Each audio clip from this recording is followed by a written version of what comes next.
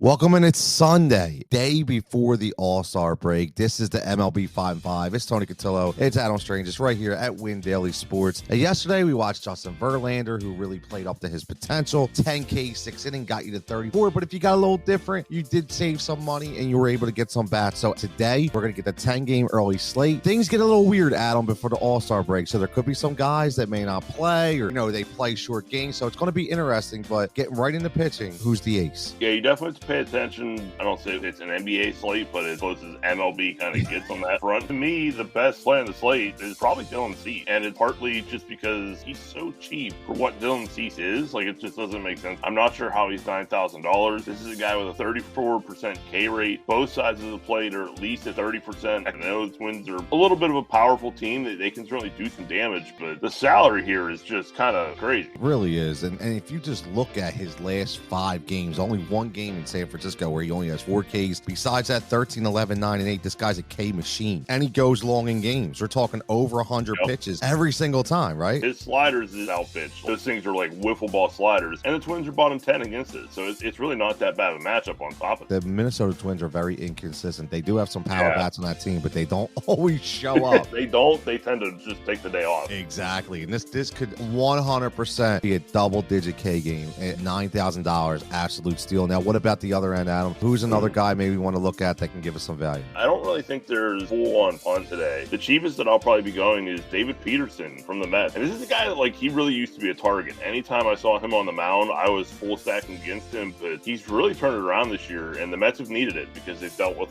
plenty of injuries on that rotation. The ERA's down under 4. He's really leaned into his slider as well. I figured out that's his best pitch. It has a whiff rate of over 48%. It has 51 of his 76 strikeouts, and he started to throw it a little bit more. So now he's got an xFIP of 352, a K rate of almost 27%, and a ground ball rate of almost 53%. The Cubs are kind of in that same boat. Yes, they have some power, especially against the left side, but they also have the 9th highest strikeout rates. This is a pretty good spot. I really like this play. We're talking 41 strikeouts over his last 5 starts. We're talking a 1 game against Cincinnati where he only pitched 3 innings and struck out 7. The K potential is there, and we talk about that all the time. Look at the Ks and innings pitched, not the wins. And for 7,800, this could be an absolute gem today. Now let's talk about bats, stacks, hot lineups. What's that one stack that we're going to throw out there? It's going to be everybody's favorite stack. I don't know how you're not looking at the Braves today. Rogers, and then that rough bullpen after that. The issue becomes you fit a lot of these guys. Ronald Acuna, 6,500. Salary that makes it a little bit tough to build with, if we're being honest. So I don't even really hate the idea of stacking them without Acuna. And I know that's not normal.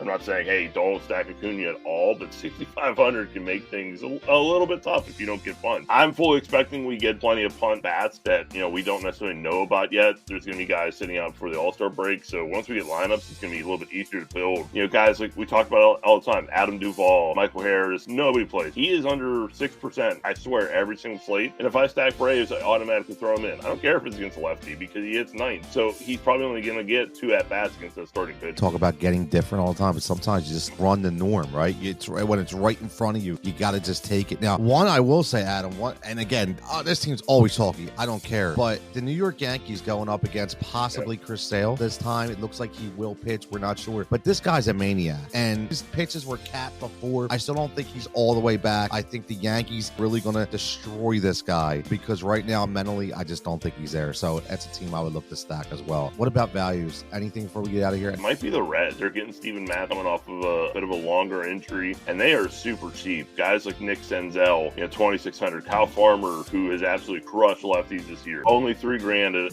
what can be kind of a tough spot to fill. If you're not spending up at shortstop, sometimes it's a little bit tough to find somebody a little bit cheaper to get into that spot. Like that, I know Senzel's not hitting for a ton of power, but his last 10, 333 to 900 OPS, that'll play at 2,600 against pretty shaky lefty and Steven Matz. I want to take this to Castellanos, Cincinnati, and bring him back to Philly because he's killing me right now. Cincinnati is definitely a team that you like to ride. Listen, Jonathan India is only 3,500. One thing I like about this game, usually it could be a detriment, is it is supposed to rain. It doesn't hurt us in the bat department. That only helps us, right? Because now it becomes a bullpen game, and that's even going to help this stack even more. Adam, we're going to be off for a few days. We got the All-Star break. Let me put you on the spot real fast. Home run derby. One guy, just thinking about bets. Who's your favorite for the home run derby? The guy I'm probably most excited to watch is probably Julio Rodriguez. Kind of a loaded field with the young part. hurt except for old man Pujols. I think Julio is probably going to be that guy, and like he's already breaking out as it is. For people who don't know him yet, I think he's going to make himself some fans. It's going to be the stage that young man needs, for real, because he's a guy who came in and he was talked about, but nobody really actually watched. He plays in Seattle. Let's face it. Unless no offense to Seattle Mariner fans. It's not a nationally televised team. Just like when the kid played there, unless the highlights are there, we would see Griffey. So it's really good to see this young guy. You mentioned Pujols. I know he's older, but man, this is like one of those fairy tales you just see leading up. There's no way he lasts a couple rounds just because of stamina, but I think he puts on a show in that first round. Rodriguez, I think, is going to be some must-see TV. It's going to be fun. But as always, everybody, thanks for joining us for the first half of the MLB season. This has been really good, the 5-5. It's Tony and we do this every weekend. Get you some plays. Yeah, like today, we go over a little bit because we have some topics to talk about. But for the most part, we get you as much information possible. So everybody, enjoy your week. Enjoy the All-Star break. Make sure you follow us at windowsports.com. And again, as always, stay profitable.